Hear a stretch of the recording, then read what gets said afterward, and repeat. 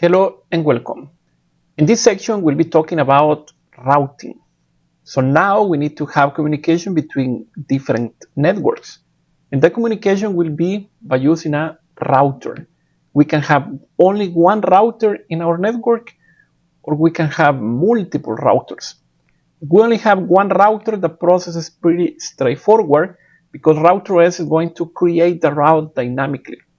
But if we have multiple routers, then we need somehow to exchange the routing information to make possible the communication between networks that are connected in different routers. In this section, we'll explore static routing.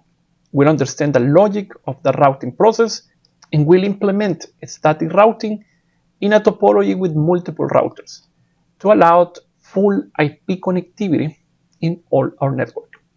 So let's talk a little bit about what exactly the routing process is. So first of all, we need to understand that routing is going to use IP addresses to make the forwarding decisions. But additionally, it's also going to use a routing table. And we can find the routing table under IP routes in Router OS. You can see one example of the routing table now here in your screen. So you can see that here we have some flags on the left. DAS.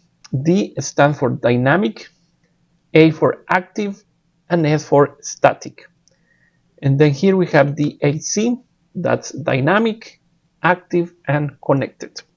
So what's exactly a connected network and what's a static network? So let's talk a little bit about that. So let's say that we have a router, and here I have some interfaces like Ether1, and we have Ether2. And let's say that I have assigned an IP to the first one, something like 10.1.1.1/24, and to the second one, something like 10.2.2.1/24. Just by adding an IP, the router is smart enough to know that there is a network that is reachable out of those interfaces. So by using the IP and the subnet mask, the router is going to know that here we have the network 10.1.1.0/24. And here we have the network 10.2.2.0/24. And the router is going to take those two networks and it's going to put that information in the routing table. Basically, it's going to say, if the destination is the network 10.1.1.0/24, we can reach the network out of the interface Ether1. And I'm going to do the same for the second network. If we want to go to a network 10.2.2.0/24, we can use the interface Ether2. All those entries will have DAC, dynamic, active, and connected. So that means that just by default, just by adding those two IPs, if I have a PC here and I have another PC there, those PCs will have IP connectivity because they will be sending the packets to the router. The router is going to check the routing table, is going to find an entry, and is going to deliver those packets to the destination. So basically, this is the logic, but in this case, we only have one router. If I disconnect the cable, then this is no longer going to be active and it's no longer going to be connected. Basically, that entry will be removed from the routing table. But the problem is going to happen if we have more than one router. Like, for example, in that topology that I have in GNS3. Because now, if we see router 1 is connected to that network out of Ether2 and to that network out of Ether1. But that's all that router 1 knows. Router 1 has no idea about the network connected to router 2, to that network, and also the networks connected to router 3 and 4. So if we want that PC to establish IP connectivity with that PC connected to router 4, R1 is going to go to the routing table and it's only going to see those two networks as dynamic, active, and connected. If there is no entry in the routing table, the router is going to discard the traffic. It's going to drop that traffic. So we need to tell ARC1 how to reach those remote networks. In general, we have two ways to do that. One is by using a static routing. So we are going to go to ARC1 and we're going to add an entry telling if you want to go to the network 10.3.3.0/24, you are going to send the traffic to that IP in router 2 because that's the next hop in the path. So that's the first mechanism. And this is the one that we are going to discuss in this class and the upcoming class. Another option is to use a dynamic routing protocol. In routeros, we can use ospf, so that's the most popular. Also, you can use RIP, that's kind of legacy.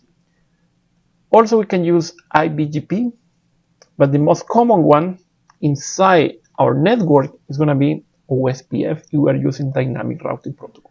For the Mikrotik Network Associate course, you don't have to study ospf, but I will include a class where we are going to perform a basic configuration of ospf. If you want to go deeper with ospf, we're going to have a course just for ospf here in the platform. And then you can tweak that protocol to take advantage of all the powerful features that ospf has for us. So in this class and the next one, we'll be dealing with static routing. So if we're going to use static routing, I need to know which networks are remote from the perspective of the current router. So if I'm in ARC1, I know that that is a connected network, that is a connected network. If I have a network going to my cloud, also that is going to be a connected network. Then all the remaining networks in the topology will be remote networks, like that one between R2 and R3, that between R2 and R4, the LAN in R3, and the LAN in R4. So you can see that we have 4 remote networks. So that means that I need to go to that device and I need to add 4 networks.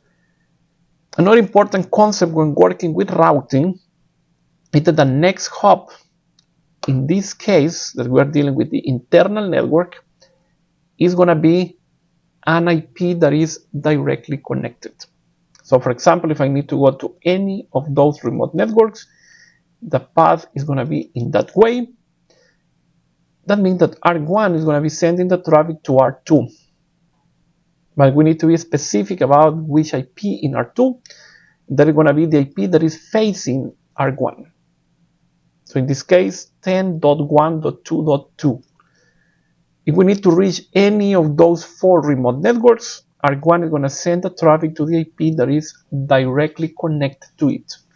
The IP on R2 that is facing ARC1. So basically that's the logic, and we need to add those static routes in every router in the topology. For example, if I go to R2, we need to identify the connected networks in R2. So in this case, this is going to be a connected network, that one, and that one. All the remaining networks are remote. So we have that one, that network, and also we have another network here that is going to be remote. So that means that we need to add 4 entries if we want to reach those segments. This is how static routing is going to work. You have to pick your router, you will identify the connected networks, and then all the remaining networks are remote. And you need to add an entry for every remote destination. So let's see how we are going to add that information. Every entry in the routing table is going to require 2 values. There are more fields, but there are 2 that are mandatory. So the first one is the destination address, that basically is the network that we want to reach. And the second one is the gateway. So that's the IP of the next hop router. So that's important. To add a static route, we are going to go to IP routes. We're going to add an entry, and we need to provide those 2 values, the destination and the gateway. You can see that we have more fields here, but we are going to talk about them in one of the upcoming classes. So basically, that's how we can start adding static routes in every router in our topology. We'll go with the implementation in our next class. I hope that this one has been informative for you, and I see you in the next one. Thank you.